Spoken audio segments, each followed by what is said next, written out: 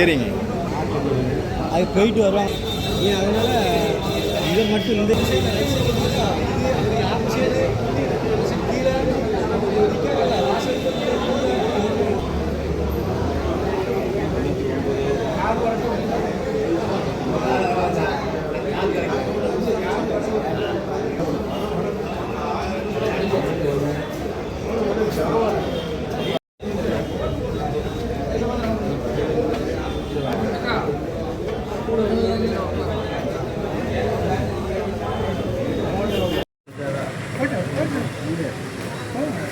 போங்க பிரியாணிலாம் போட்டு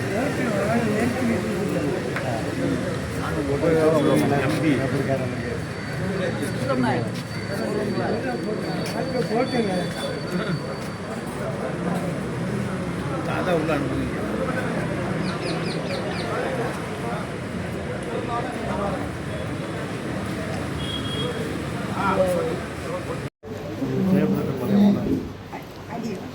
ஏன்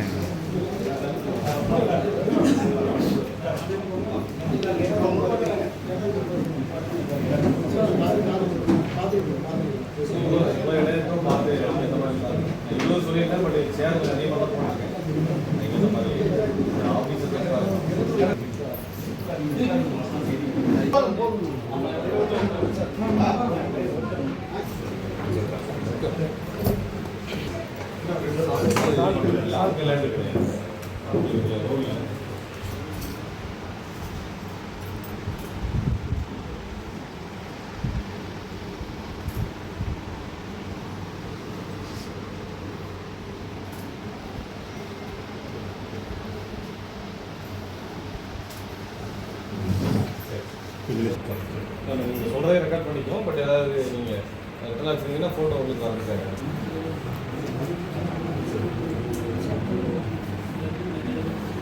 பரவாயில்ல ஒன்றும் இல்லை. இல்லைன்னா இன்னொரு டைம் கூட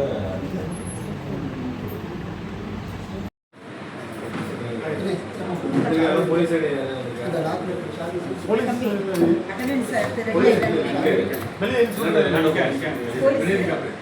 வராங்களா உங்களை வராங்களா இன்ஸ்பெக்டர் இன்ஸ்பெக்டர்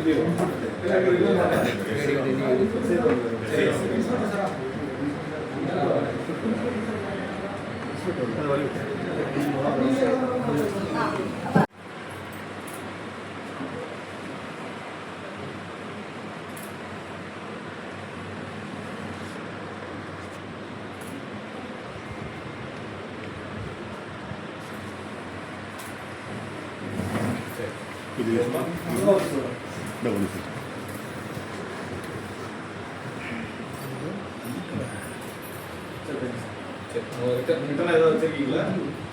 இல்லை ஃபோட்டோ எடுக்கணும்னா இல்லை இல்லையா? சரி ஓகே சரி அந்த நீங்கள் சொல்கிறத ரெக்கார்ட் பண்ணிக்கோம். பட் ஏதாவது நீங்கள் ரிட்டர்ன் வச்சுருந்தீங்கன்னா ஃபோட்டோ உங்களுக்கு வரதுக்காக சரி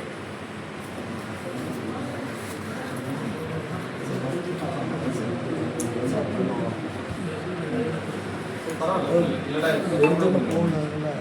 இன்னொரு டைம் கூட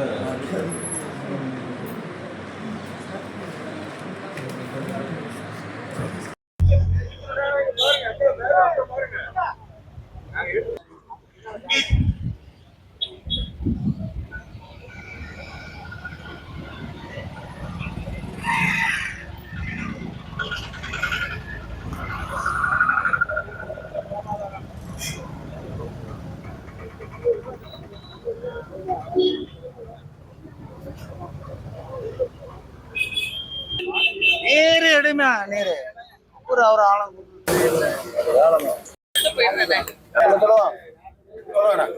முள்ளக்காடு பகுதியில் ஆயிரக்கணக்கான உப்பள தொழிலாளர்கள் பணியாற்றக்கூடிய பாரம்பரிய தொழில் செய்து வரக்கூடிய உப்பளம் மீன்பிடி தொழில் செய்யக்கூடிய இடங்களில் தனியார் பன்னாட்டு கப்பல் கட்டும் தளம் அமைக்கப் போவதாக தமிழ்நாடு அரசு கடந்த மாதம் அறிவித்திருந்தது. ஏற்கனவே முந்தைய அரசு அறிவித்த அந்த திட்டத்தை ரத்து செய்ய வேண்டும், மாற்று இடத்தில் அமைக்கப்பட வேண்டும், பாரம்பரிய தொழில் பாதுகாக்கப்பட வேண்டும் என்று நாங்கள் கோரிக்கை வைத்து ஏற்கனவே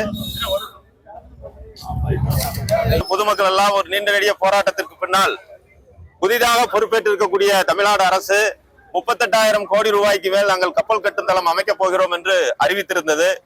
இதனை ஒட்டி ஏற்கனவே எங்களது ஆட்சேபனையை தெரிவித்து வந்த நிலையில் இங்கே சப் கலெக்டர் அவர்கள் தலைமையில் இன்றைக்கு ஒரு உப்பு உற்பத்தியாளர்கள் தொழிலாளர்கள் உள்ளடக்கிய அனைவரையும் சந்தித்து ஒரு கலந்தாய்வு கூட்டத்தை அவர்கள் ஏற்பாடு செய்திருந்தார்கள்.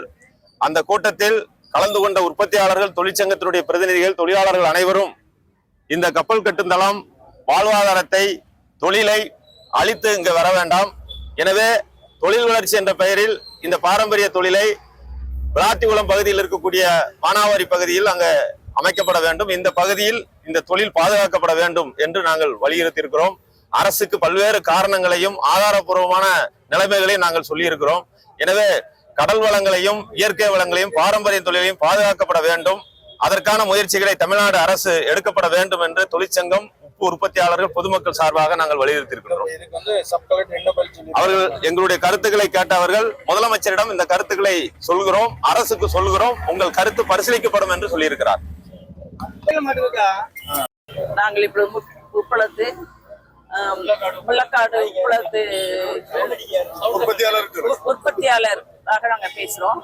எங்களுக்காக இப்ப அழைக்கப்பட்ட கூட்டத்தில் நாங்கள் வந்து சேர்ந்தோம். எங்கள் கூட்டத்தின் கருத்துக்களை சொல்றோம். கனிமத்தை அழித்து அடுத்த வித இப்ப இந்த கனிமத்தை ஆதிக்கத்தாக்கள் கொண்டு வந்த கனிமம், இந்த கனிமத்தை அழிக்க வேண்டாம். இந்தியாவின் ஒரு பெரிய கனிமம். இந்த கனிமத்தை அழித்து இந்தியாவின் வாழ்வாதாரத்தை கெடுக்க வேண்டாம், இந்த கிராமத்தின் வாழ்வாதாரத்தை கெடுக்க வேண்டாம். இப்படிப்பட்ட கனிமம் இந்தியாவில் எந்த இடத்திலும் நீங்கள் எடுக்க முடியாது. இந்த கனிமத்தை எல்லாம் அழிக்கும் போது என்ன வரும்னா கிராமங்கள் ஃபுல்லா ஒட்டுமொத்த கிராமங்களும் அழிந்து விடும். காரணம் என்னன்னா பெரிய வெள்ளப்பெருக்கு எல்லாம் வரும்போது இந்த கிராமங்களை சப்போர்ட் பண்ணி உப்பத்து வழியாக தண்ணீர் பெருக்கெடுத்து ஓடுகின்றன. இதை நீங்க அழித்து அதுல கெட்டி எங்கள் கிராமங்களும் எங்கள் வாழ்வாதாரமும் எல்லாமே கெட்டு போய்விடும். இதற்கு நாங்கள் சொல்லி இருக்கிறோம். அவங்களும் அதுக்கு பதில் சொல்லி இருக்கிறாங்க, கேட்டிருக்காங்க. எங்களுடைய கருத்துக்களை நாங்கள் தெரியப்படுத்திக்கிறோம். அதற்கேற்ற ஏற்பாடுகளை நாங்கள் செய்கிறோம் என்று சொல்கிறார். தொடர்ந்து நீங்க போராடிட்டே இருக்கீங்க. நாங்கள் தொடர்ந்து போராடதான் செய்வோம். ஏன்னா எங்களுக்கு எங்கள் கனிமத்தை கொடுக்கறதுக்கு விருப்பங்கள் இல்லை. இந்த கனிமம் எந்த ஜெனரேஷன்ல இன்னைக்கு கொண்டு வர முடியாது. ஆதிபிதாக்கள் கொண்டு வந்த கனிமம், அதை நாங்க பாதுகாத்து வரோம். இதை நாங்கள் கொடுத்து விட்டு எங்கே போவோம்? அகதிகள் மாதிரி அங்க போக எங்களுக்கு விருப்பம் இல்லை. அதான் நாங்க தொடர்ந்து போராடுவோம்.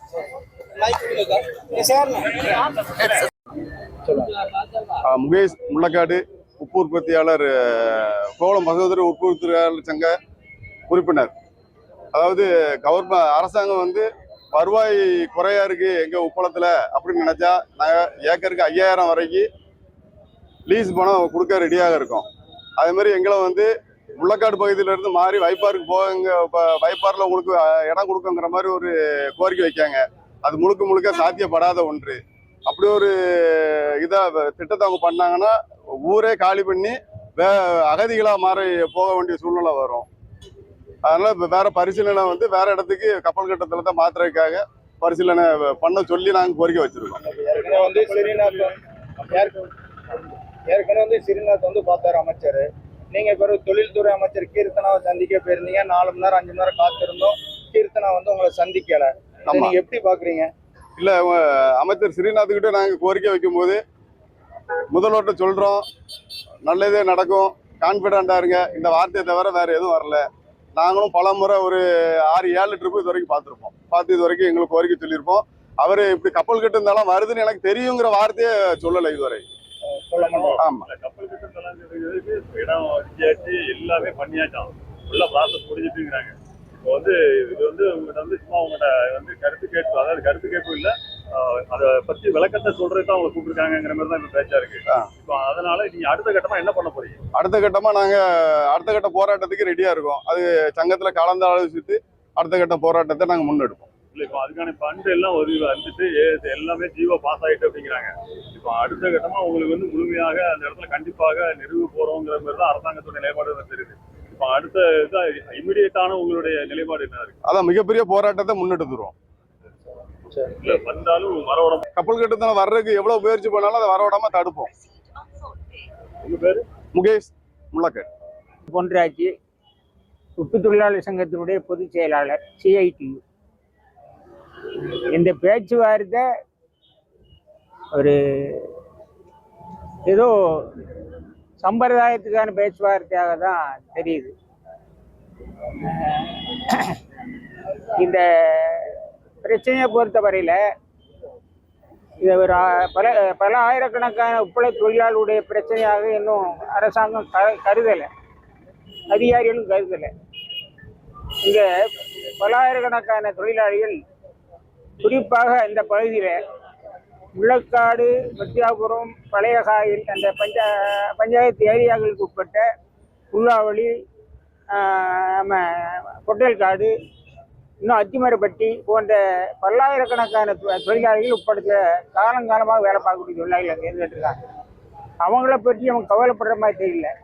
ஏதாவது இவங்ககிட்ட ஒரு இதை கொடுத்து, காசை கொடுத்து ஏமாற்றி வெளியேற்றிடலாம் அப்படிங்கிற ஒரு நோக்கத்தில் அவங்க இருக்காங்க. அது சரியில்லை. இது பல தலைமுறையாக உருவாக்கப்பட்ட தொழில். பல ஆயிரக்கணக்கான மக்கள் அதை நம்பி வாழக்கூடிய தொழில். இந்த தொழிலை மாத்துறது அல்லது அதை எடுக்கிறதுங்கிறது ஏற்றுக்கொள்ள முடியாது. இது அரசாங்கம் லேசாக நினைக்கலாம். உங்களுக்கு ஏதாவது கொடுத்து ஏதாவது உங்களுக்கு உதவி பண்ணிட்டு இங்கே கப்பல் கட்டு தொழிலை கொண்டு வந்துடலாம் அப்படின்னு சொல்லி சம்பந்தமில்லாத சில ஆட்களை எல்லாம் அவங்க பயன்படுத்தி அந்த மாதிரி இதை வாரியான ஒரு ஃபார்மாலிட்டி, இந்த சம்பிரதாய வேலைகளை செய்யணும்னு நினைச்சிட்டு இருக்காங்க. அது சரியில்லை. அதை எடுத்து சொல்றதுக்காக தான் நாங்கள் வந்திருக்கோம். இந்த தொழிலை இதிலிருந்து எந்த காரணத்தை கொண்டும் மாற்ற முடியாது. அப்படி மாற்றியாச்சுன்னு சொன்னால் மிகப்பெரிய போராட்டங்களை சந்திக்க வேண்டிய நிர்பந்தம் அது மத்திய அரசாங்கத்துக்கும் சரி, மாநில அரசாங்கத்துக்கும் சரி, எந்த அரசியல் அமைப்புகளாக இருந்தாலும் சரி, அதையும் எதிர்த்து போராடக்கூடிய மிகப்பெரிய ஒரு போராட்டமாக அந்த போராட்டம் மாறும்.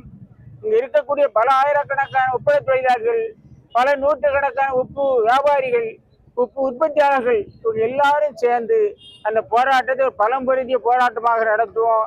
இது ஏதோ சம்பிரதாயத்துக்கு நடந்த போராட்டமாக இருக்காது. எங்க நண்பர்கள்லாம் சொன்னாங்க, எவ்வளவு பெரிய அடக்குமுறையில அவங்க ஏறி விட்டாலும் சரி, இந்த உப்பள தொழிலை பாதுகாக்கிறதுக்கான இந்த போராட்டத்தை நாங்கள் தொடர்ச்சியாக நடத்துவோம் அப்படின்னு சொல்லி நான் தெரிவிச்சுக்கிட்டேன். எங்கள் சங்கத்தை பொறுத்தவரையில நாங்கள் முழுமையான முறையில் முடிவெடுத்திருக்கோம். இங்க இருக்கக்கூடிய பல ஆயிரக்கணக்கான உப்பள தொழிலாளர்களும் இந்த போராட்டத்திற்காக எப்படிப்பட்ட தியாகத்தை செய்ய வேண்டிய சூழ்நிலை ஏற்பட்டாலும் அதையும் சந்திக்கிறதுக்கு தயாராக இருக்கும். அப்படிங்கிற அடிப்படையில் தொழிலை பாதுகாக்கிறதுக்காக நான் ஒன்றுபட்ட போராட்டத்தை உப்பள தொழிலாளிகள், உப்பள வியாபாரிகள், உப்பள அதிபர்கள், உற்பத்தியாளர்கள் என்ற அடிப்படையில், ஆண்கள் பெண்கள் என்ற அடிப்படையில் அவ்வளவு பேரையும் திரட்டி ஒரு பலம்பெருந்திய போராட்டமாக நாங்கள் நடத்த வேண்டியிருக்கோம். அது மத்திய அரசாங்கமும் சரி, மாநில அரசாங்கமும் சரி, இந்த கோரிக்கையை அவங்க நிராகரிக்கலை அப்படின்னு சொன்னா அந்த போராட்டத்தை சந்திக்க வேண்டிய மிகப்பெரிய ஒரு இது ஏற்படும் என்பதை நான் சொல்ல சொல்லிக்கிறேன்.